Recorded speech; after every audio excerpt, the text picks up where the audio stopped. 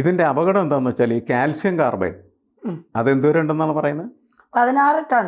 16 ton calcium carbide container calcium carbide ഉണ്ടെന്നാണ് പറയുന്നത്. അതെ, കാൽസ്യം കാർബൈഡിന്റെ അതിൻ്റെ ഒരു പ്രശ്നം എന്താണെന്ന് വെച്ചാൽ കാൽസ്യം കാർബൈഡിൽ നമ്മൾ വെള്ളം ഒഴിച്ചാൽ ഇത് വെള്ളത്തിലേക്കാണല്ലോ വരാമണം.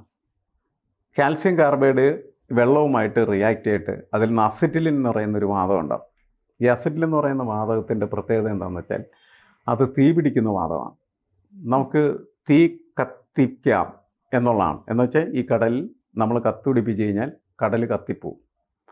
അപ്പോൾ കടലിനെ അങ്ങനെ കത്തിപ്പിക്കാൻ പറ്റുന്ന തരത്തിൽ അത്രമാത്രം ഊർജം പുറത്തേക്ക് അസറ്റിൻ്റെ രൂപത്തിൽ വിടാൻ കഴിയുന്ന ഒരു സാധനമാണ് യഥാർത്ഥത്തിൽ ഈ കാൽസ്യം കാർബൈഡ് എന്ന് പറയും.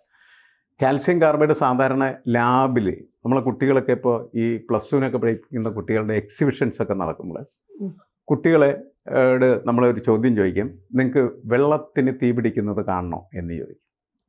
അപ്പോൾ കുട്ടികൾ പറയും കാണട്ടെ എന്ന് പറയും. അപ്പോൾ എന്ത് ചെയ്യുമെന്ന് വെച്ചാൽ അവിടെ എക്സിബിഷൻ ഹാളിൽ നിൽക്കുന്ന അതിൻ്റെ ഒരു ഇൻസ്ട്രക്ടർ എന്ത് ചെയ്യുമെന്ന് വെച്ചാൽ അതിൻ്റെ ഇടയിൽ ഒരു തീപ്പെട്ടിക്കൊള്ളി കത്തിച്ച് ഈ വെള്ളത്തിൻ്റെ മുകളിൽ ഇങ്ങനെ കാണിക്കുമ്പോൾ വെള്ളത്തിൻ്റെ മുകളിൽ ഇങ്ങനെ നിന്ന് തീ കത്തുന്ന കാണാൻ പറ്റും.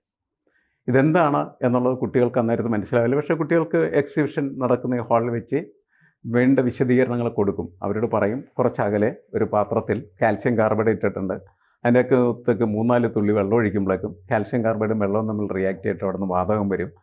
അത് ഒരു ഡെലിവറി ട്യൂബ് വഴി വെള്ളത്തിൻ്റെ തൊട്ട് താഴെ വരും. ആ ട്യൂബ് നമ്മൾ കാണുന്നില്ല. അവിടെ നിന്ന് ഗ്യാസ് മുകളിലേക്ക് ഇങ്ങനെ വരികയാണ് ചെയ്യുന്നത്. മുകളിലേക്ക് വരുന്ന ആ ഗ്യാസ് നമ്മൾ കത്തിച്ച് കഴിഞ്ഞാൽ അത് കത്തും. വെള്ളം ഇങ്ങനെ കത്തിക്കൊണ്ടിരിക്കുന്നതായാലും നമുക്ക് തോന്നും. അതൊരു ചെറിയ കാൽസ്യം കാർബൈഡ് കട്ടയുടെ പ്രശ്നമാണ്.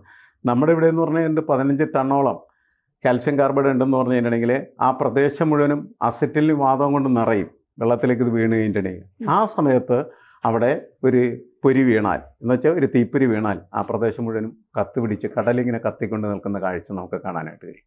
ഇതാണ് അതിൻ്റെ ഏറ്റവും വലിയ അപകടകരമായിട്ടുള്ള ഒരു വേർഷനാണ് യഥാർത്ഥത്തിൽ ഞാൻ പറഞ്ഞത്.